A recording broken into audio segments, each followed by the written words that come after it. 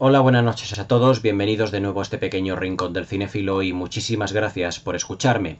Vamos a volver a nuestra sección de preguntas y respuestas, en este caso la número 28, para seguir contestando vuestras peticiones, vuestras preguntas sobre historia del cine, debido al cúmulo ya de preguntas que tengo y que algunas tengo que decir que se me han quedado retrasadas respecto de los anteriores vídeos. Tengo algunas preguntas o algunas solicitudes de vosotros, de todos los suscriptores, que están retrasadas respecto a ahora pues unos cuantos meses. Entonces voy a abrir todas estas nuevas preguntas, vuestras peticiones, para poder completar y poder dar respuesta a todo lo que me vais enviando al correo electrónico, que es criticascinéfilas40, 40 con número, todo seguido, criticascinéfilas40@gmail.com. Y sin más dilación vamos con vuestras preguntas, en este caso con 5 preguntas que realmente dan bastante de qué hablar, son bastante densas. Así que, sin más dilación, ya os digo, vamos a ir enumerando todas estas preguntas y vamos a ir contestándolas. En primer lugar, me pregunta Francisco José Martín cuál es la opinión que tengo sobre la tercera temporada de El Mandaloriano y por qué hay tanta disconformidad también en las redes sociales, sobre todo aquí en YouTube, y que si ello se debe realmente pues a intereses económicos, a intereses realmente de plataformas, seguramente de streaming, por qué se pusieron muy bien las anteriores temporadas y esta no, realmente no ha sido tan bien aupada a los altares como lo hizo la crítica en un primer momento con las dos primeras temporadas.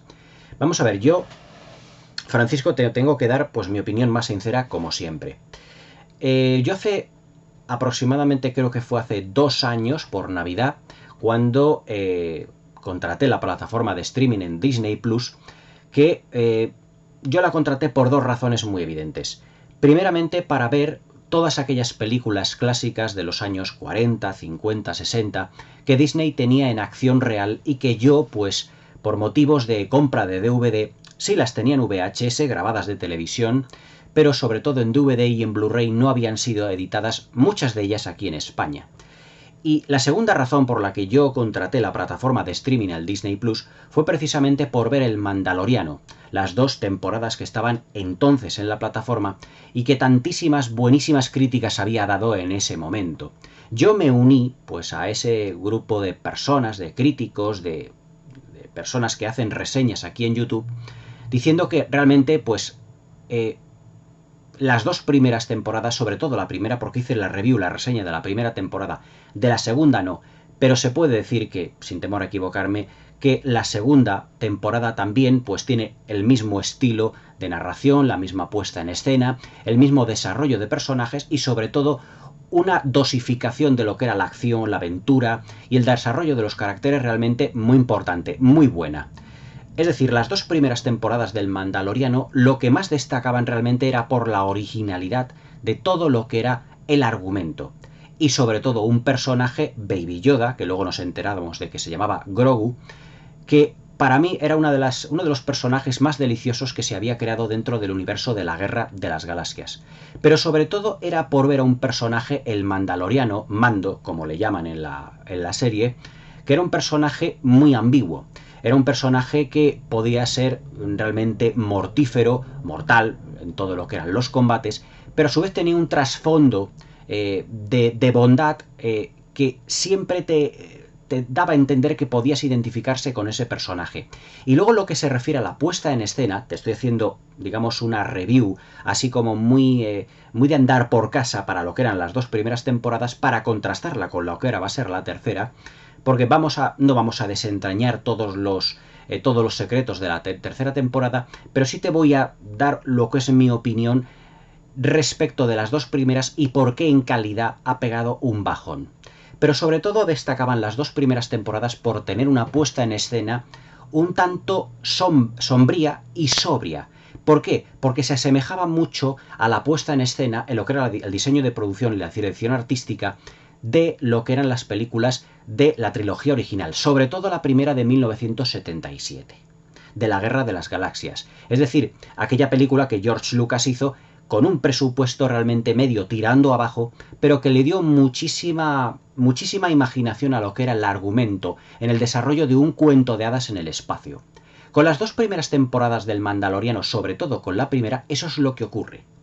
tenemos una primera temporada que son capítulos prácticamente que tienen una puesta en escena muy cinematográfica, parecen más una película que una serie. Pero sobre todo porque la puesta en escena, siendo muy sombría, siendo incluso apagada, con una fotografía muy rebajada en color, muy desaturada, nos recordaba la trilogía original en espíritu y en esencia, cosa que ni las precuelas ni las secuelas habían tenido, pero sobre todo se apoyaba en secuencias de acción y sobre todo en un guión que son realmente ejemplares, con un desarrollo de personajes absolutamente magnífico. Y que en lo que se refiere a la banda sonora, al desarrollo de los caracteres y sobre todo es el protagonismo de Pedro Pascal como el Mandaloriano, no tenía prácticamente nada que envidiar a ese personaje también de la misma raza, vamos así a decirlo, que era Boba Fett en las películas de la trilogía original. Es decir, las dos primeras temporadas del Mandaloriano recuperaban realmente el espíritu de la trilogía original y apoyándose en un guión muy sólido y con unos personajes muy bien definidos, muy bien interpretados y con un personaje también que era Baby Yoda que nos inspiraba ternura, que nos inspiraba también alegría y que nos inspiraba realmente, como te diría yo, digamos ese espíritu y esa esencia que se había perdido tanto en las precuelas como en las secuelas, de un personaje que sin pronunciar prácticamente ni una palabra durante toda la serie, se hacía con nuestro corazón. Era el sustituto, hombre, digamos, salvando las distancias de los Ewoks. En ese sentido, pues un personaje muy entrañable. Igual que los Ewoks podían en el Retorno del Jedi ser muy entrañables, lo era Baby Yoda, pero evidentemente recordándonos al viejo maestro Jedi, que era Yoda, precisamente en el Imperio Contraataca cuando le descubrimos. ¿Por qué la tercera temporada del Mandaloriano, a mi modo de ver, ha tenido unas críticas parcialmente negativas o vamos a así decirlo, no tan positivas? Porque el factor originalidad, digamos que se ha perdido y se ha apostado mucho más por el espectáculo visual, se ha apostado mucho más por un presupuesto más amplio, pero por un guión mucho más paupérrimo, en donde lo que se refiere a la tensión, al suspense y a las secuencias tipo thriller, todo eso se puede decir que ha desaparecido. La tercera temporada del Mandaloriano tiene, por ejemplo, mucho fanservice. Tiene más espectáculo visual, tiene más efectos digitales y un presupuesto más amplio. Ahora, en lo que se refiere a la puesta en escena sombría y sobria, que era lo que había destacado en las dos primeras temporadas, sobre todo en la primera, digamos que todo eso se ha dado de lado. Es decir, en esta Disney ha apostado mucho más por el espectáculo, más digamos por la experiencia audiovisual y mucho menos por el crecimiento de los personajes. Sobre todo yo, por ejemplo, echo mucho de menos en esta tercera temporada del Mandaloriano la personalidad que tenían cada uno de los capítulos, que en la primera temporada tenían a diferentes directores, en esta también, pero lo que ocurre es que personalidades como Jon Favreau y Dave Filoni habían estado muy involucrados. En esta tercera temporada parece que digamos que ese afán por involucrarse en el argumento, en lo que era en el desarrollo de los personajes, se ha hecho muchísimo más limitado. ¿No te das cuenta, por ejemplo, que el Mandaloriano, el personaje de Mando, está muchísimo más en las secuencias, realmente desarrollando la acción, que en el guión desarrollando el personaje? El arco dramático se ha reducido. Y luego además es que los capítulos los veo todos que están cortados por el mismo patrón. A mí me gustó mucho un capítulo de la primera temporada, que además estaba dirigido por Bryce Dallas Howard, la hija de Ron Howard, y que se apoyó muchísimo en Los 7 samuráis de Akira Kurosawa, que es cuando Mando y el personaje de Gina Carano, que es un personaje que yo echo muchísimo de menos en esta tercera temporada y que le aportaba carácter y fortaleza a todo lo que era la serie, era como un contrapunto que tenía Mando, en ese sentido, el contrapunto femenino, pero que realmente tenían como esa especie como de guerra de sexos entre el uno y el otro, y que le aportaba otra dimensión a lo que era el argumento, que en esta temporada se ha perdido. Pero volviendo al capítulo que está inspirado en Los 7 samuráis de Akira Kurosawa, a mí, por ejemplo, me encantó toda la ambientación nocturna y esa visión que tenían del AT-ST Walker como si fuera un monstruo que sale, por así decirlo, del bosque y que hay una gran secuencia de acción por la noche. Es decir, cada uno de los capítulos tenía una personalidad muy contundente. Aquí yo creo que esa personalidad se ha perdido y que se ha querido además dar como un final muy acomodaticio a los personajes. Yo para nada me hubiese, imaginado que el Mandaloriano hubiese adoptado a Grogu y que realmente Grogu no lo hubiese dejado en las manos de Luke Skywalker como en el final de la segunda temporada se nos daba. Es decir, ver que el Mandaloriano ha adoptado a Grogu como hijo, que me parece muy bien, pero que luego se quedan en esa especie como de casita que les hace el personaje de color, que ahora no me acuerdo, que es el personaje de la saga de Rocky, Carl Weathers, el actor Carl Weathers, pues realmente me pareció un final, digamos, muy simplón, muy ramplón. Yo creo que se le podría haber sacado mucho más el jugo al personaje del Mandaloriano y de Grogu, sobre todo a la hora, por ejemplo, de desarrollar sus poderes Jedi. Es decir, a mí, dentro de lo que es el desarrollo de este pequeño universo de la Guerra de las Galaxias que está creando Disney en referente a las series que lo componen el Mandaloriano, que lo compone también el libro de Boba Fett, y que ahora vamos a tener una nueva serie que es Ahsoka, basada en el personaje de Ahsoka Tano, que todo hay que decir, la serie o los capítulos de esta primera temporada que hubo de Obi-Wan, protagonizada por Ewan McGregor, realmente bajaba mucho todo lo que era el listón, que había quedado bastante alto con las dos primeras temporadas, y también con el libro de Boba Fett hasta cierto punto también, porque no todos los capítulos del libro de Boba Fett tienen realmente una gran consistencia, pero que por ejemplo también con la serie Andor, que es bastante buena, se puede decir que había dejado el listón bastante alto, mucho más alto en realidad que las películas. Yo creo que esta tercera temporada del Mandaloriano ha pecado de ser demasiado sencilla. Por así decirlo, yo creo que le han dado como ese final al personaje del Mandaloriano, pero que tenía que haber sido un final como mucho más épico. Es decir, él consigue entrar al principio de la serie prácticamente en el grupo de lo que son los mandalorianos, pero no se le saca jugo al final de la serie. Es decir, me da que es que yo creo que los guionistas han perdido fuelle a lo largo de las temporadas. La primera temporada fue realmente extraordinaria, la segunda tenía secuencias de acción, de thriller, incluso con pinceladas de cine de espionaje, pero en esta tercera película han apostado con el presupuesto por el espectáculo, pero no han ido como no han querido ir muchísimo más a lo que son los personajes. Yo creo que esta tercera temporada del Mandaloriano se lo podrían haber planteado de un modo completamente distinto. No lo sé si habrá una cuarta temporada del Mandaloriano, pero es un personaje que yo creo que por la acción que puede dar y por el contexto, y al estar acompañado de un niño que es un Jedi, yo creo, o por lo menos que tiene poderes de la fuerza, evidentemente, yo creo que se le podría dar muchísima más profundidad dramática, muchísima más carga emocional. Y yo creo que se podría recuperar el personaje, aunque lo veo difícil, de Gina Carano, que actuase, ya te digo, como complemento. Para mí la tercera temporada del Mandaloriano no es que me haya decepcionado. Yo creo que cumple, digamos, con lo que puede ser una propuesta cinematográfica, pero llevada a una televisión, a una serie de televisión. Pero yo creo que las dos primeras temporadas del Mandaloriano se alejan del concepto de serie de televisión para realmente entrar dentro del concepto más cinematográfico, más de película. Había secuencias de acción, por ejemplo, en ese capítulo en donde él está donde el Mandaloriano Mando está con ese otro compañero que encuentra en ese pueblo y que se enfrentan como al gusano, a ese monstruo gigante que está en una gruta, además ayudados por los bandidos Tusken, por los moradores de las arenas, que tiene un concepto muy cinematográfico de lo que es la planificación.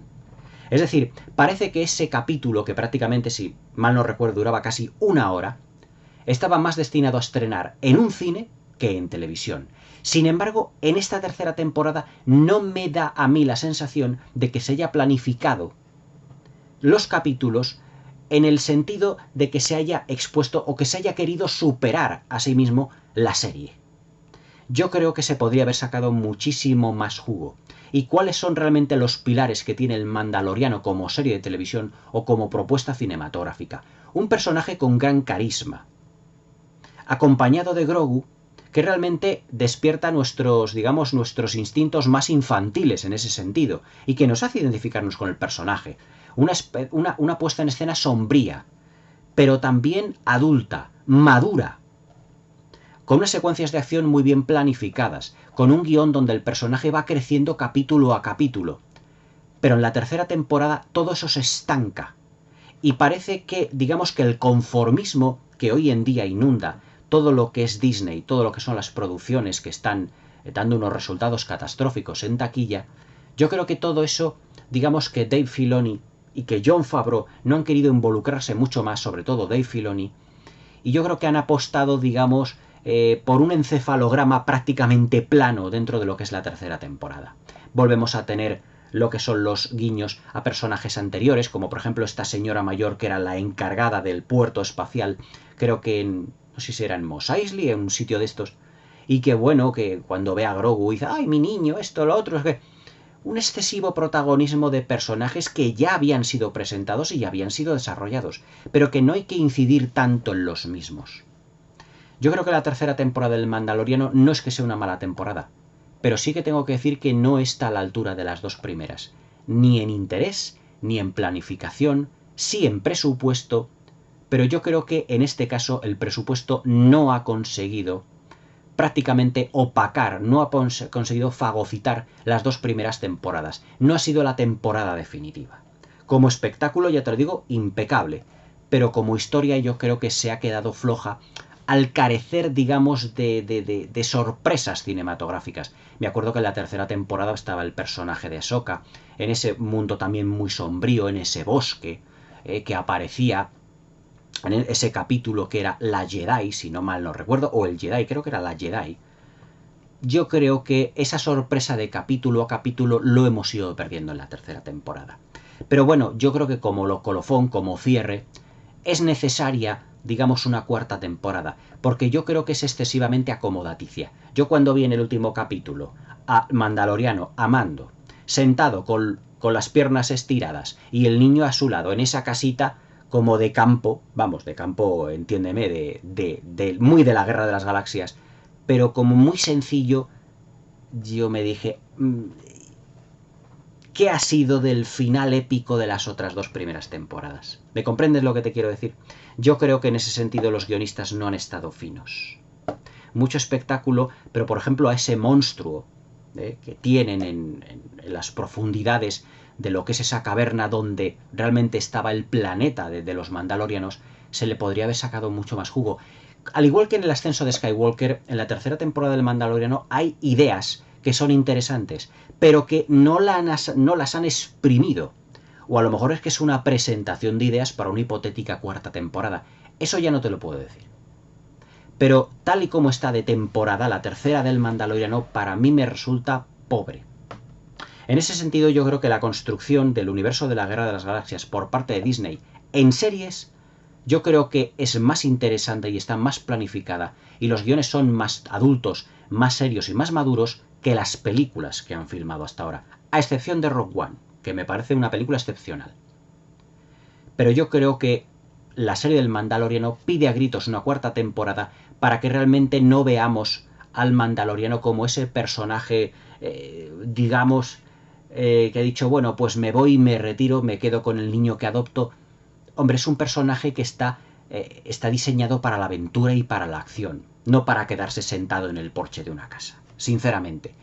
El guión en ese aspecto tiene aspectos que son innecesarios, bajo mi punto de vista. Pero bueno, yo creo que esperemos que puedan darle un final o una cuarta temporada, porque yo creo que el Mandaloriano es una de esas series que ha cuajado muchísimo a lo largo de todos estos años, y esperemos que le puedan dar un final muchísimo mejor. Espero que te haya llenado lo que es mi respuesta. Respecto a todos estos puntos que me dices que si en YouTube puede haber respecto de críticos o reseñistas, digamos, un odio o intereses, hombre, date cuenta que muchos críticos de cine se mueven por un interés económico, porque evidentemente ellos están para hacer publicidad de las películas. Ahora, que hayan puesto no demasiado bien o mal la tercera temporada es signos de debilidad de la serie, que es lo que yo te he propuesto aquí en esta reseña, en esta review rápida que te he hecho. Pero bueno, esperemos que a lo mejor puedan remontar sobre todo lo que es todo lo que es la historia del Mandaloriano de Mando con Grogu, porque yo creo que los personajes pueden dar para muchas más aventuras. Evidentemente lo que hace falta es imaginación y plasmarlo bien en un guión que sea completo y que sea competente, evidentemente. Pero muchísimas gracias por tu pregunta y espero que te haya gustado mi respuesta. Me pregunta Alberto Rodríguez Chacón. Dice, ¿por qué, Mario, realmente se menosprecia tanto al director Michael Bay? Dice que él es un gran aficionado a lo que son, pues todo lo que es su cine, sus películas, dice que tienen muy buenas secuencias de acción, que tienen estupendo montaje, y que qué opinión me merece Michael Bay y su filmografía. Pues vamos a ver, Alberto, tengo que decirte que para mí Michael Bay no es ese terrible director que va a destruir el cine, como muchos críticos dicen. Evidentemente tengo que reconocer, bajo un punto de vista claramente objetivo, que Michael Bay es un director que en muchos aspectos es muy bueno y en otros deja muchísimo que desear. Es un director francamente muy irregular, que yo creo que tiene que ir apoyándose en, ¿cómo te diría yo? Tiene que ir apoyándose en otro personal, en otros productores, en actores, que le hagan una labor de producción, de interpretación o incluso de guión más completa para que él saque, digamos, un producto absolutamente redondo. Para mí la mejor película que tiene Michael Bay, y yo creo que es la menos por el estilo, es la menos parecida a lo que Michael Bay siempre ha filmado, es Pearl Harbor del año 2001. Aquí en el canal tengo una review que hice hará como 2 años o 1 año y medio. Además una review muy amplia de 1 hora, más de 1 hora y media, de lo que fue todo lo que es el rodaje, todo lo que es un análisis profundo, porque yo creo que Pearl Harbor es una película que ha estado muy infravalorada por parte tanto de crítica, diversos sectores del público, pero que también hay diversas partes de la crítica y comentaristas de cine que se les ha callado, por así decirlo, y que encumbraron a la película Pearl Harbor de Michael Bay. ¿Por qué digo que la película Pearl Harbor es la menos del estilo de Michael Bay, de este director? Porque es donde se hace una narración más pausada, una presentación de personajes muchísimo, digamos, más completa, y que luego tiene ese capítulo intermedio que es el ataque a Pearl Harbor, donde Michael Bay, digamos que despliega todo su arsenal de lo que es secuencias de acción, montaje y efectos especiales absolutamente deslumbrante. Pero es una película muy diferente de lo que es su filmografía debido al uso del Technicolor. Fue la última película, además, que se utilizó claramente el Technicolor junto con Bulworth, de Warren Beatty, en el año 98, pero que para mí es la más completa de Michael Bay. Pero ¿por qué realmente Michael Bay es un director tan irregular? Es un director que, ya te digo, tiene que apoyarse en otras personas. Por ejemplo, el productor Jerry Bruckheimer. Jerry Bruckheimer ha ayudado muchísimo a Michael Bay, sobre todo al principio de su carrera. Y le controlaba, le vigilaba. Por eso, las películas de Michael Bay al principio tenían secuencias de acción extraordinarias, pero también personajes con gran carisma. Por ejemplo, sin ir más lejos, La Roca. La Roca es una película que tiene, además, por así decirlo, vamos a decir, un reparto muy notable. Ed Harris, Sean Connery, Nicolas Cage, Michael Biehn. Es decir, digamos que La Roca es una película que se sustenta, al igual por ejemplo que Dos policías rebeldes, con Will Smith y con Martin Lawrence, en el carisma y, digamos, en la interpretación, vamos a decir, hasta cierto punto, porque no es que evidentemente Dos policías rebeldes tenga un nivel interpretativo altísimo, pero siempre ese dúo, esa comicidad, esa buddy movie o buddy cop que es Dos policías rebeldes, digamos que el carisma que tienen Martin Lawrence y Will Smith salvan lo que es el producto. Exactamente lo mismo que La Roca. Hay otra película de Michael Bay que es 13 horas, que es absolutamente excepcional, muy bien, muy buena. Yo diría que es su segunda mejor película respecto a la primera, que es Pearl Harbor. Pero ¿cuáles son los aspectos en los que Michael Bay triunfa y cuáles son los aspectos en los que, digamos que fracasa rotundamente? Michael Bay es un director que se preocupa muchísimo, muchísimo por lo que es el montaje de sus películas. Es un director, como ya he dicho, por ejemplo, como, sin ir más lejos, como Christopher Nolan o como Martin Scorsese, de montaje, aunque evidentemente no tiene nada que ver el lenguaje cinematográfico de Nolan, de Scorsese y de Michael Bay, es totalmente distinto. pero es un director que cuida mucho el aspecto técnico. Y es un director que sus películas han podido costar 50, 100, 200, 300 millones de dólares, que cada dólar lo ves plasmado en la pantalla. Es un director que cuida muchísimo el aspecto fotográfico, que el ritmo lo mima hasta la extenuación. La verdad es que es un director que tiene un control del ritmo realmente muy bueno. Sus películas son como un torrente, digamos, de secuencias de acciones, como una montaña rusa, absolutamente desbordante. Pero por otro lado, todos esos aspectos técnicos, toda esa imagen tan nítida, tan de colores saturados, muy evidentemente que bebían del Pearl Harbor, del Technicolor de Pearl Harbor, que quiso siempre imitarlo Michael Bay a partir de Pearl Harbor realmente. ¿Qué es lo que hace que todo eso prácticamente por parte de muchos críticos no se valore? Que es un director que no cuida el guión. Él establece el guión, se somete a él, pero él no se involucra en el sentido de decir, voy a intentar mejorarlo, o voy a intentar matizarlo, sino que directamente lo filma sin querer perfeccionarlo de ninguna manera. Y hay guiones de las películas de Michael Bay que, digamos, Dios mío, esto yo creo que necesita un retoque. Evidentemente todos estamos pensando en las películas de Transformers. Los guiones de las películas de Transformers, los diálogos, digamos, son, no voy a decir espantosos, pero evidentemente necesitan un repasito, todo hay que decirlo. Pero, ¿qué es lo que destaca, por ejemplo, sin ir más lejos, en las películas de Transformers? Evidentemente los efectos especiales. Son películas para ver en el cine, son películas con un caudaloso desarrollo, son películas que además tienen un metraje de 2 horas, casi 3 horas la del Último Caballero, la quinta que dirigió, que es la peor con diferencia, pero que son películas que sales del cine diciendo, bueno, he visto algo realmente extraordinario a nivel visual y a nivel de espectáculo. Es decir, Michael Bay, digamos que se somete a lo que es el espectáculo cinematográfico, pero el guión no lo mima en absoluto. Y luego también, otro aspecto muy artístico, es que no es un gran director de actores. Michael Bay, digamos que es un director que, debido a la precisión con la que trata el ritmo y el montaje, es un director que se comporta con sus actores, con sus actrices, de un modo muy férreo, muy duro. Pero evidentemente porque también sus producciones son de un calibre presupuestario, estamos hablando de dinero tan alto, que todo ese control lo tiene que llevar de manera muy exhaustiva. Sobre todo son películas muy veraniegas, muy palomiteras, de ir al cine, de comer las palomitas, de pasarlo bien, de eso que dices, bueno, voy a olvidarme de lo que es el guión, no voy a darle muchas vueltas, esto es una película para disfrutar visualmente, para tener un espectáculo. Pero realmente lo que son las interpretaciones luego dejan muchísimo que desear.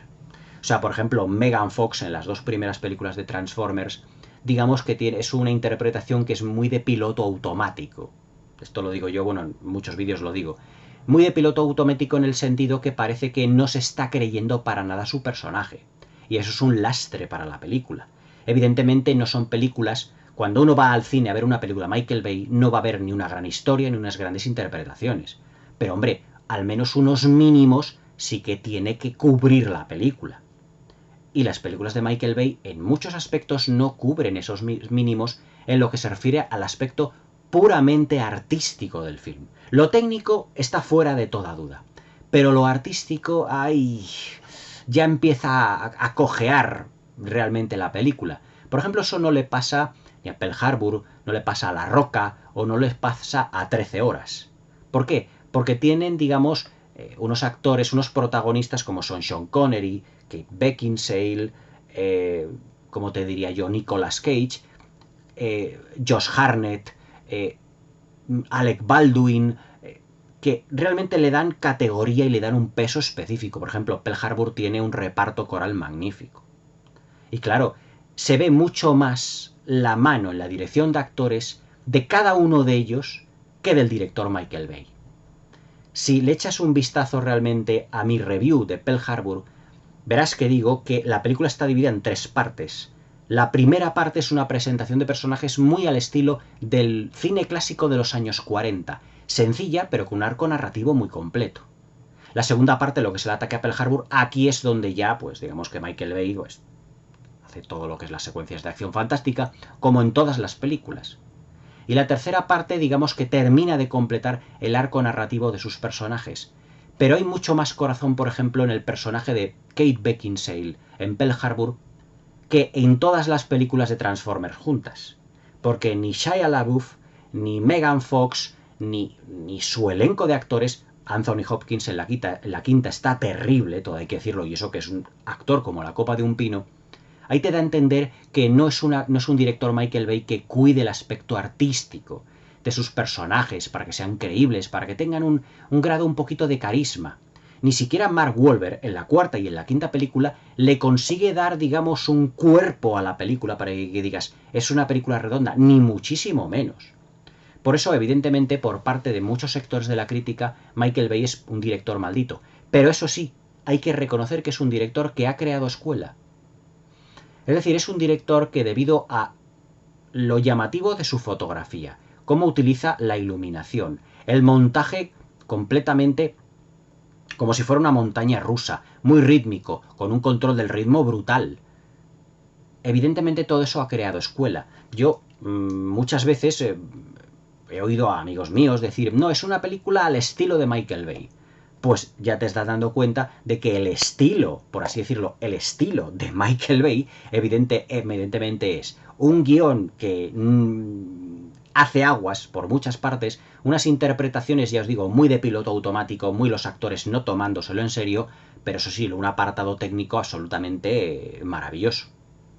Pero evidentemente lo que sí tenemos que reconocer con todo esto es que Michael Bay es un director que tiene un sello personal.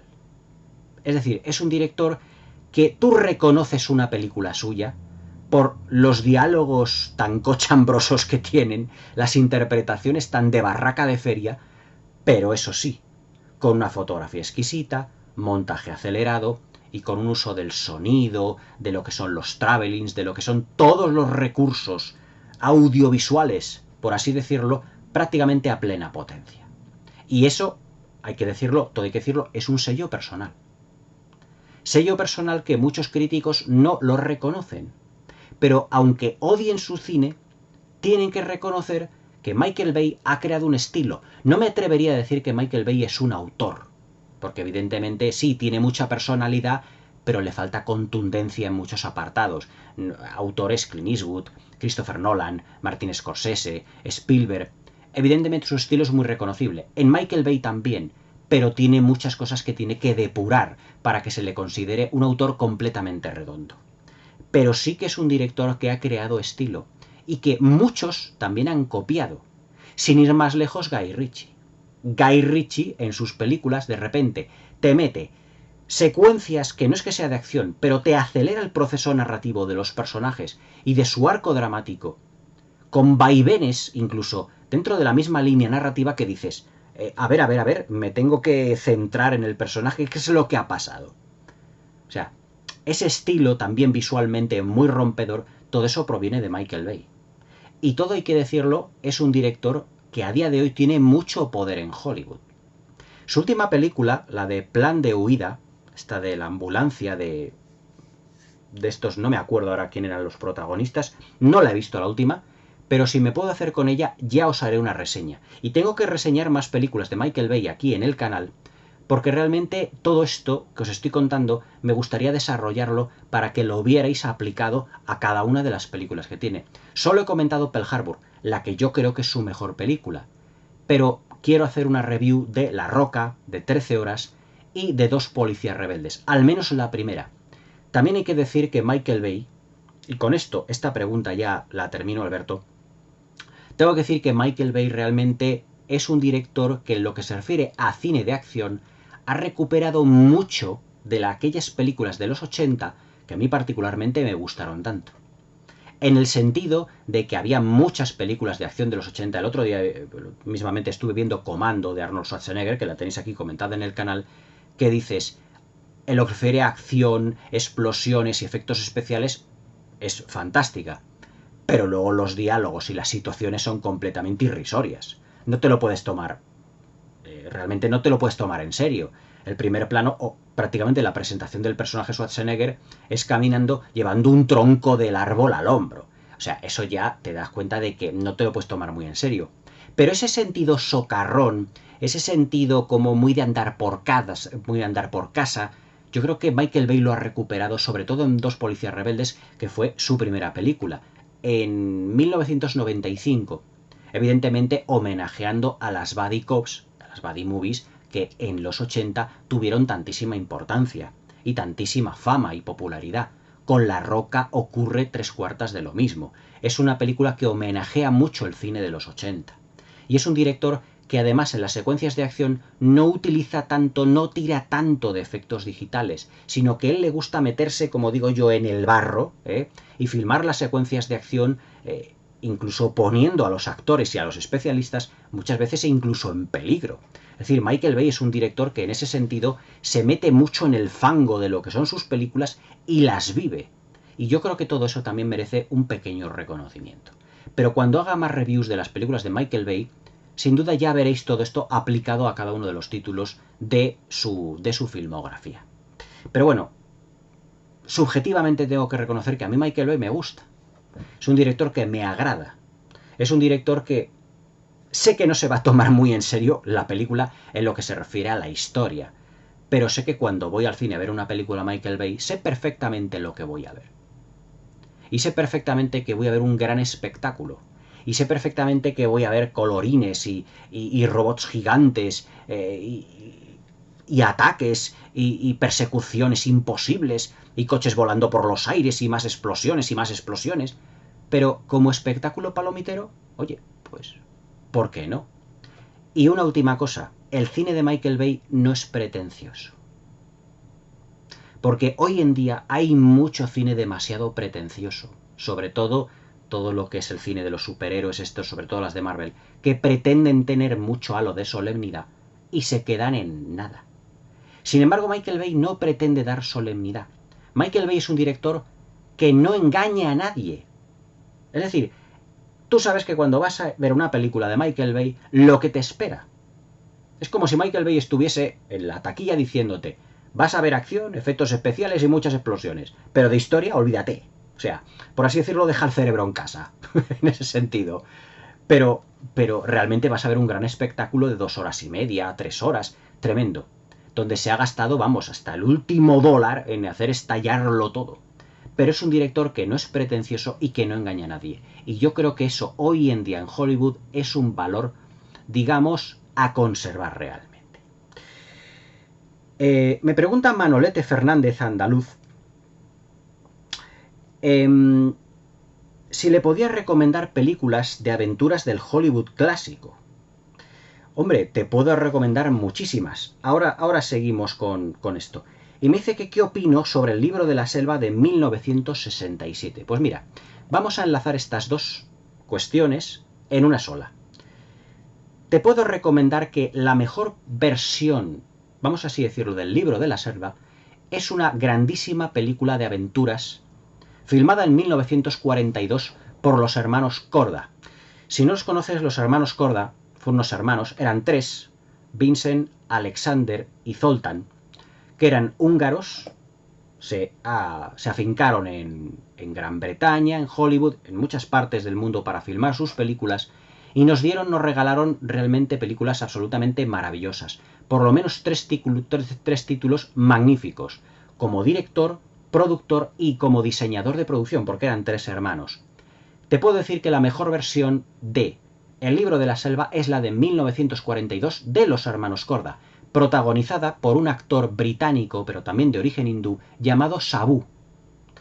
Esta película es prácticamente como si fuera un cuento de hadas, porque lo que es el apartado visual, la historia, que es muy, muy sencilla, muy inocente, pero muy bien desarrollada, es como una película de fantasía. Y sobre todo un apartado visual, que además los hermanos Korda, usando el Technicolor de una manera muy sabia, le han dado como un halo místico absolutamente insuperable. Un título muy bueno de los hermanos Korda de aventuras es la mejor versión de Las 4 plumas, de 1939. La tienes aquí reseñada en el canal. Una auténtica maravilla y una obra de arte, una obra maestra del cine de aventuras británico.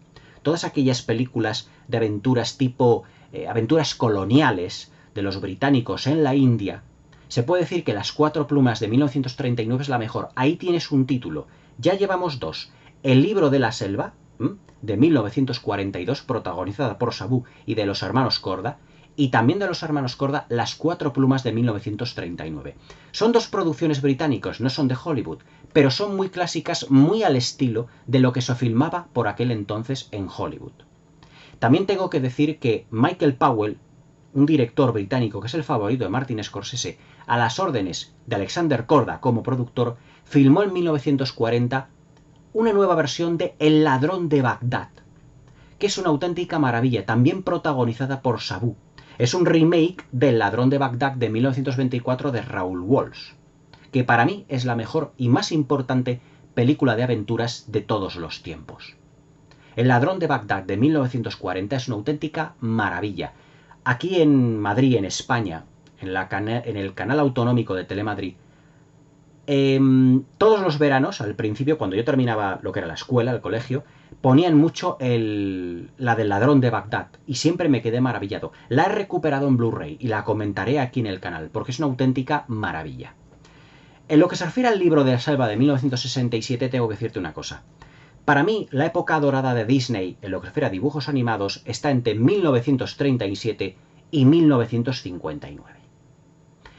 En el 37, con Blancanieves y los siete enanitos, y fue cuando terminó en el 59 con La Bella Durmiente, que es una obra maestra visual y que se puede catalogar como la gran película gótica de dibujos animados. El libro de la selva del 67, digamos junto con 101 Dálmatas, con Los Aristogatos, digamos, son películas que también tienen calidad, pero ya no están al mismo nivel que tuvieron en su día Fantasía, Blancanieves, La Cenicienta, La Bella Durmiente, Pinocho, Bambi. Esas son para mí, digamos, como los grandes pilares, son como los grandes westerns de John Ford, pero aplicados a los dibujos animados. Luego vinieron, digamos, unas que fueron como más de segunda división, pero también con gran calidad. Ya te digo, El libro de la selva, Los Aristogatos, 101 Dálmatas. A partir de 1959, cuando La Bella Durmiente se estrena, que cuesta 2 millones de dólares, es un fracaso de taquilla. Yo no entiendo por qué, porque es una auténtica maravilla de película. Disney cambió el concepto de animación. Y ya la animación de los personajes de 101 Dálmatas y también en El libro de la selva no son dibujos tan perfeccionados, son como bocetos animados constantemente. Y la calidad de la animación ya no es tan buena, por así decirlo. Pero tengo que decirte que evidentemente todavía siguen conservando esa esencia que Disney le dio. 1967 o 68 creo que fue el año que Walt Disney murió. Pero todavía El libro de la selva tengo que decirte que todavía conserva esa esencia de cine de personajes carismáticos, de cine de personajes inolvidables, en una serie de personajes que se van desarrollando en unas circunstancias excepcionales que les cambiarán por completo la vida. Todo lo que es Pinocho, Bambi, Peter Pan, todas estas películas tenían una magia que le daba Disney como te diría yo, como gran narrador, como gran creador de personajes, una magia que luego cuando él falleció se fue perdiendo con el tiempo. Ya a finales de los 60 y de los 70 las películas ya no tenían el toque que Walt Disney le dio. Un toque como muy misterioso. Bambi es, por ejemplo, un cuento, la que tienes aquí, la review en el canal, un cuento que es la vida misma, pero trasladado, digamos, a los personajes de dibujos animados, a los animales. Evidentemente el libro de la selva también tiene un sentido como más desenfadado, pero el tono un tanto, digamos, adulto y maduro, muy a caballo entre lo infantil, pero también tratando temas un tanto adultos, eso ya se pierde. Por ejemplo, ¿qué tienen todas las películas entre el 37 y el 59? Todas las que te he dicho. Son un cuento de hadas, pero sus personajes se comportan también de manera muy adulta. Por ejemplo, en Bambi, lo que se simboliza es la vida, simbolizado a través, digamos, del personaje del cervatillo. En Peter Pan es, digamos, como dándonos a entender un mensaje de que no se debe de perder nunca la esencia de la niñez. Nunca debemos dejar morir al niño que llevamos dentro. Pero dentro de un relato en donde Peter Pan se enfrenta a peligros auténticos como son piratas, aunque desde un sentido cómico. Pero que todo ello sirve como crecimiento personal a lo que son los personajes principales de la película, los niños protagonistas, Wendy y sus hermanitos. Sin embargo, ya cuando entramos dentro de los Aristogatos, 101 Dálmatas, El libro de la selva, Robin Hood, también toda esta de Disney, digamos que la esencia un poco de ese tono, de esa pincelada, digamos, un tanto adulta, seria y hasta cierto punto madura, se pierde un poco en esencia. Y la Disney ya, digamos que se enfrasca en cine puramente infantil. No voy a decir infantiloide, pero sí infantil, que va perdiendo una esencia, digamos, de ese toque un tanto adulto e incluso a veces un tanto tenebrista y oscuro. Por ejemplo, la muerte de la madre de Bambi, sin ir más lejos. O por ejemplo, en la película de Dumbo, todo el mundo que le hace como bullying al personaje protagonista. Es una situación dura la que tiene. Es decir, El libro de la selva para mí es una gran película. Sigue siendo uno de los grandes clásicos animados de Disney. Pero ya no la calificaría yo con el término de obra maestra, en ese sentido. Otras grandes películas de aventuras del Hollywood clásico, vamos así decirlo, es que hay tantísimas, macho, tantísimas. Yo aquí hice un vídeo exponiendo muchísimas de ellas que para mí son las mejores. Pero mira, te puedo decir, por ejemplo, del subgénero de piratas. El Capitán Blood, de Michael Curtiz. También El halcón del mar, de Michael Curtiz, ambas protagonizadas por Errol Flynn y por Olivia de Havilland. El temible burlón, de Robert Siodmak, protagonizada por Burt Lancaster y Nick Cravath, y con, digamos, una aparición de un jovencísimo Christopher Lee, el personaje, el actor que hizo de Drácula en las producciones de la Hammer. Te puedo decir también todas estas películas de ambiente, digamos, británico, rozando también lo colonial. En el 39 tienes una excepcional película de aventuras, se llama Gunga Din, protagonizada por Cary Grant, Victor McLaglen y Douglas Fairbanks Jr., realmente extraordinaria. Luego tienes con este tinte un poco latino El signo del zorro, protagonizado por Tyrone Power, absolutamente extraordinaria. Tyrone Power, uno de los grandes ganales del Hollywood clásico, también dedicado al cine de aventuras. De Tyrone Power, mira, te voy a enseñar una que tengo aquí, os voy a enseñar a todo lo que veis el vídeo, una que la adquirí hace unos cuantos meses, las tengo que reseñar en el canal, pero es una auténtica pequeña obra de arte del cine de aventuras, que es La Rosa Negra, de Tyrone Power y de Orson Welles. Aventuras, sale en el lejano oriente, en donde hay un personaje muy especial que se llama La Rosa Negra, que es una especie de princesa que el personaje de Tyrone Power tiene que ir a rescatarla, pero que también ella tiene un carácter muy fuerte y con la presencia absolutamente extraordinaria de un Orson Welles en estado de gracia. Esta, además, está filmada dirigida por Henry Hathaway, uno de los grandes especialistas en el western. Es una auténtica pequeña obra de arte del cine de aventuras. Luego también todas las versiones, evidentemente, de Robin Hood, sobre todo la del 38 de Michael Curtiz, protagonizada también por Errol Flynn. La versión de Los Tres Mosqueteros, de la novela de Alejandro Dumas, dirigida por George Sidney y protagonizada por Gene Kelly, por Van Heflin, Vincent Price haciendo del Cardenal Richelieu y Lana Turner, realmente espectacular. Luego tienes otras películas de aventuras, por ejemplo, en África, como Mogambo, de John Ford, o Atari, de Howard Hawks. También tienes de Howard Hawks otra película de aventuras, pero que también es más trágica en lo que se refiere al desarrollo y el devenir de los personajes, que es Solo los ángeles tienen alas, que la tienes reseñada aquí en el canal. Luego también tienes La senda de los elefantes, de William Dieterle, con una bellísima Elizabeth Taylor también, sobre la historia de un antiguo camino que unos elefantes tienen que pasar y que se ha construido una gigantesca hacienda que al final de la película lo destruirá. Luego también tienes cines de catástrofes como Cuando ruge la marabunta, protagonizada por Charlton Heston, fantástica. También de Charlton Heston, aunque un escalón por debajo, está El secreto de los incas, que fue una película que además inspiró muchísimo el personaje de Indiana Jones para Steven Spielberg y de George Lucas. También tienes al estilo, vamos a decirlo así, de Indiana Jones, pero con toques de documental, Las minas del rey Salomón, de Andrew Marton, que fue la película que lanzó al estrellato en Hollywood a Deborah Kerr y a Stewart Granger. De Stewart Granger, además, tienes Todos los hermanos eran valientes, una maravillosa película de aventuras dentro de un barco de un buque ballenero. Una auténtica maravilla del cine de aventuras, con un Technicolor fantástico, con Robert Taylor, con Anne Blyth. De Anne Blyth, a su vez, tienes El tiempo en sus manos, de Raoul Walsh, protagonizada por Gregory Peck, que es una de las grandísimas películas de aventuras de todos los tiempos. Fantástica producción. Con Gregory Peck, además, tienes, por ejemplo, El hidalgo de los mares, que es muy parecida a Master and Commander, al otro lado del mundo, del año 2003, de ese estilo, pero que El hidalgo de los mares se puede decir que a lo mejor puede estar incluso un escalón por encima de Master and Commander, ya la comentaré aquí, pero también una película muy de estas de barcos, aventuras en el mar, perdona. O sea, que es que tienes muchísimas. Ya te he estado diciendo unas cuantas del Hollywood clásico que puedes ir recuperando.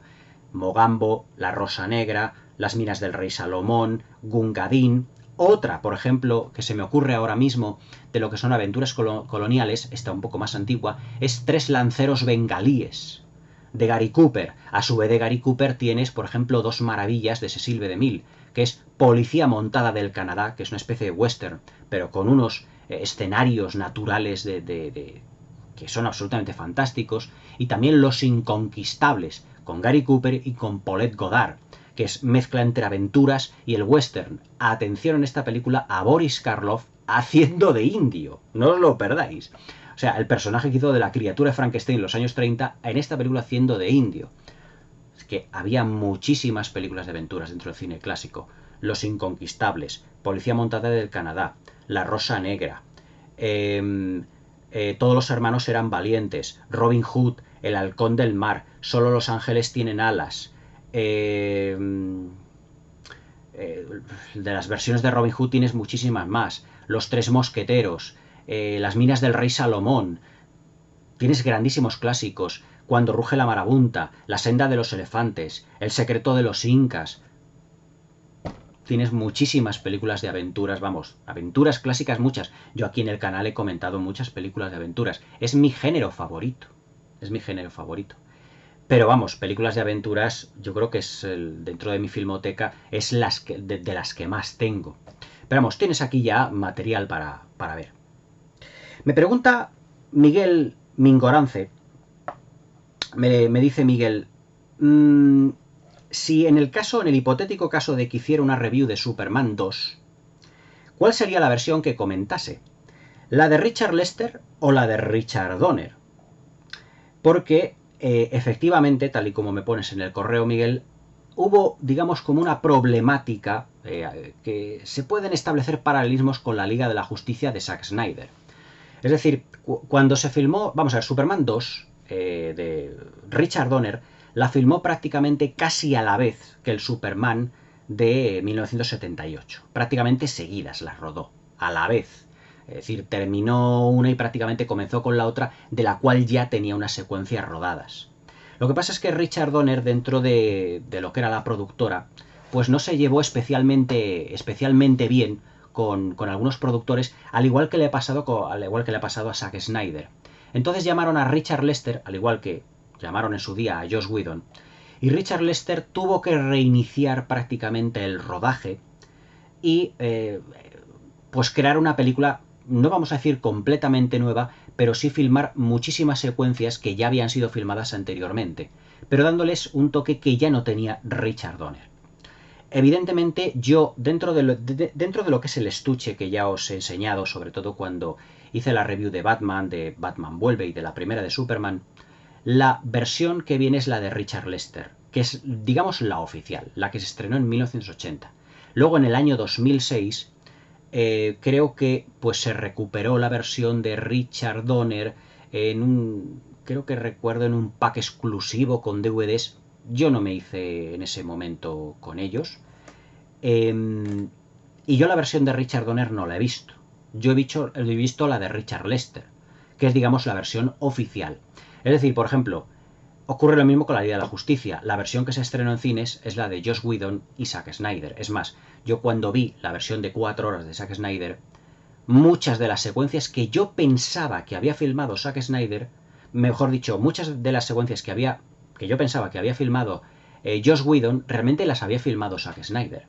Lo que pasa es que Joss Whedon le dio un sentido distinto a la narrativa, a lo que era el apartado visual, la puesta en escena. Es diferente los dos directores, totalmente distintos en ese sentido.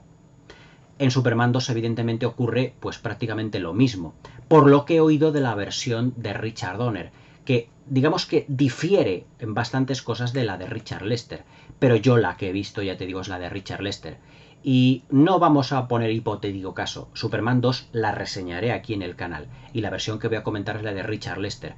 Para mí es una versión, o por lo menos la película que dirigió Richard Lester, hombre, no está evidentemente a la altura de la primera de Richard Donner, porque la primera de Donner es una auténtica maravilla, es una obra de arte para mí, pero tampoco el Superman 2 tampoco se queda a la zaga. Es decir, también es una película que bajo mi punto de vista cumple con las expectativas totalmente. Es una película donde Christopher Reeve ya se siente más a gusto con el personaje, que ya de por sí lo hacía muy bien en la primera película, pero en la segunda está como más sólido. También a Margot Kidder, pero también tiene dos interpretaciones estupendas de Terence Stamp haciendo del General Zod y también de Jim Hackman, que vuelve a hacer del Lex Luthor, evidentemente. Y que la puesta en escena, es decir, el tono que tiene la película, es muy similar al de Richard Donner. Date cuenta que son películas que prácticamente se filmaron una detrás de la otra. Y también parte del material que luego Richard Lester rodó se basó mucho en la planificación de Richard Donner para que no hubiera una gran diferencia entre las dos películas. En ese sentido, en lo que es el desarrollo son similares, aunque ya te digo que Richard Donner utiliza mejor la economía narrativa, tiene un tono mucho más épico, la espectacularidad de las secuencias de la fotografía está más conseguida en la película de Richard Donner, pero también Richard Lester no se queda atrás. Y luego también fue Richard Lester el que dirigió, si mal no recuerdo, la tercera. Pero bueno, la tercera tampoco ya no es una película tan destacable. En ese sentido yo creo que la saga fue perdiendo un poco de fuelle, por así decirlo, hasta llegar a la cuarta, que ya, bueno, ya era aquello un auténtico desastre. Tengo que decirte, Miguel, que la película que luego vimos, creo que fue en el 99, ¿cuál? La de Superman Returns, la de Bryan Singer, que fue vapuleada por la crítica, yo cuando la vi no me pareció tan mala película. Hombre, hay que decir que Brandon Routh no es Christopher Reeve. Que Kate Bosworth, que creo que es la actriz que hacía de Lois Lane, hombre, es más guapa, tiene más presencia física que Margot Kidder, pero ese punto de personaje un tanto divertido, desenfadado que tenía Margot Kidder, no lo tiene Kate Bosworth. Y Kevin Spacey hace muy competentemente bastante bien de Lex Luthor, pero evidentemente no nos hace olvidar a Jim Hackman, ni por todo el oro del mundo. Es una película que está bastante bien, pero que, bueno, como espectáculo cinematográfico está bien, pero que yo creo que en sus propuestas se queda un poco a medio gas. Pero bueno, ya le haré una reseña a Superman Returns, como también se la haré a Superman 2, a la película de 1980. Pero tengo que decirte que evidentemente voy a reseñar la película de Richard Lester. Puedo decirte que para mí es una película notable. Está muy bien, no está a la altura de la primera, pero está bastante bien. Y por último, me dice Germán Suárez que qué opino acerca de la película o la miniserie de Jesús de Nazaret de 1977 y si considero que el actor que interpreta a Jesucristo era idóneo para el papel y que si me la compraría en Blu-ray. Vamos a ver, yo fíjate Germán, de todas las películas que yo he visto de Jesucristo, tengo que decir que la de Jesús de Nazaret es muy completa, se puede decir que prácticamente se puede decir que es la más completa, pero para mí no es la mejor. Yo creo que es una muy buena película para ver en televisión, pero que comparada con otros dos monumentos cinematográficos como son Rey de Reyes, producida por Samuel Bronston y dirigida por Nicholas Ray, en estado de gracia, y La Pasión de Cristo de Mel Gibson, incluso El Evangelio según San Mateo de Pierpaolo Pasolini, se queda bastante por debajo. La de Jesús de Nazaret del 77 es una película que tiene un reparto extraordinario, porque es una serie de televisión y tiene muchos. Me acuerdo que salía Ava Gardner, no sé ahora Ava Gardner, salía Laurence Olivier, tenía un reparto de actores realmente impresionante. Y Robert Powell, el actor que hace de Jesús, yo creo que le da un toque de solemnidad extraordinaria. Todos los actores que han hecho de Jesucristo, Jim Caviezel en La Pasión de Cristo, Jeffrey Hunter en Rey de Reyes, yo creo que siempre han tenido como una interpretación como muy etérea. Sobre todo Jeffrey Hunter, le veo que parece que incluso levita en la película en determinados momentos. Le veo también un Jesucristo muy cercano. Incluso, fíjate, incluso Rodrigo Santoro, en esa versión de Ben-Hur que vimos en 2016, es un Jesucristo más de estar por casa, más cercano al espectador, menos solemne. Sin embargo, yo creo que Robert Powell, aun haciendo una interpretación en algunos momentos extraordinaria, le veo muchas veces con la mirada como muy perdida en algunos momentos. Es una película que tiene una puesta en escena que está muy bien, pero que se echa en falta un poco de más contundencia. Al ser una serie de televisión es un tanto arrítmica. Sé que luego se juntaron en el montaje de los capítulos y se hizo una película de 3 horas o 3 horas y pico. Yo vi la serie en su momento, pero yo creo que como propuestas cinematográficas para entender, digamos, el personaje de Jesucristo, yo creo que La Pasión de Cristo, incluso El Rey de Reyes de Jeffrey Hunter, para mí están muy por encima. Sobre todo el final de Rey de Reyes, Germán, cuando dice este personaje, dice, y estaré con vosotros hasta la consumación de los siglos. Es esa solemnidad que Hollywood le solía dar a las grandes superproducciones bíblicas y que ya no hemos vuelto a ver. Es una película de Rey de Reyes del 61, esta es del 77. Ya esa grandiosidad de los grandes relatos bíblicos, al estilo incluso de Sansón y Dalila, que la tienes comentada aquí en el canal, o incluso de Salomón y la reina de Saba, también la tenéis comentada aquí en el canal, de los 10 mandamientos. Esa solemnidad y ese respeto por la grandiosidad que tenían aquellas producciones que inducían en el espectador, yo creo que en parte se pierde. O sea, es una producción que cumple, está muy bien, Robert Powell es fantástico, pero las hay mejores. Sinceramente, que si me la compraría en Blu-ray, pues fíjate, no lo sé. La he visto en DVD, pero cuando la he visto tenía otras preferencias para comprarme. Pero si voy un día a lo mejor a una tienda y veo que está a lo mejor en Blu-ray, podría pensármelo posiblemente. Me la habéis pedido muchas veces, pero es una serie de televisión que yo veo que es muy austera. En ese sentido, yo creo que hay bastante mejor serie de televisión. Hombre, evidentemente, como representación del Nuevo Testamento, es perfectamente digna y se puede ver muy a gusto. Y evidentemente los hechos de los apóstoles y todo lo que es la vida de Jesucristo, el Evangelio está ahí. No nos vamos a engañar. Pero yo creo que hay mejores propuestas. Incluso creo que con el tiempo me gustaría también reseñar, pero tengo que verla porque no la he visto en DVD. La tengo en VHS, pero en DVD. Ni en Blu-ray la he visto, que es La Última Tentación de Cristo de Martin Scorsese, con Willem Dafoe. Lo que pasa es que, claro, aquella película fue como muy, ¿cómo te diría yo?, demasiado polémica. Está basada en un libro de un escritor griego llamado Nikos Kazantzakis. Era muy polémica, estaba bien, pero muy polémica en ese sentido. Era más, digamos, una reinterpretación de todo ello. Está bien para verla, evidentemente. ¿Qué pienso de ello? ¿Qué pienso de ella? Es una producción notable, está muy bien. Pero tiene unas carencias que a nivel cinematográfico dices, bueno, se las paso, pero no es de las mejores propuestas cinematográficas que yo he visto de la representación de Jesucristo. Ya te digo, la clásica El Rey de Reyes de Nicolas Rey, un director como La Copa un Pino y una grandísima superproducción de Samuel Bronston. Además es que combina la historia de Barrabás, de Jesucristo, todo el comienzo, las influencias que hubo. Es otra historia. Esta es, bueno, sí tiene de todo un poco, pero no deja de ser, tampoco quiero ser cruel, una serie de televisión. Robert Powell lo hace magníficamente, pero yo creo que el peso, por ejemplo, de la interpretación que tiene Jim Caviezel en La Pasión de Cristo, yo no lo he vuelto a ver. Ni siquiera Jeffrey Hunter, que también estaba excepcional, o incluso Willem Dafoe en La Última Tentación de Cristo, o incluso, ya te digo, Rodrigo Santoro. Es una producción notable, se deja ver, pero las hay mejores, ya te digo. Y bueno, pues chicos, pues este es el final del vídeo, espero que os haya gustado. Ya volveremos con más vídeos de preguntas y respuestas porque tenemos muchas más que poder desarrollar y contestar.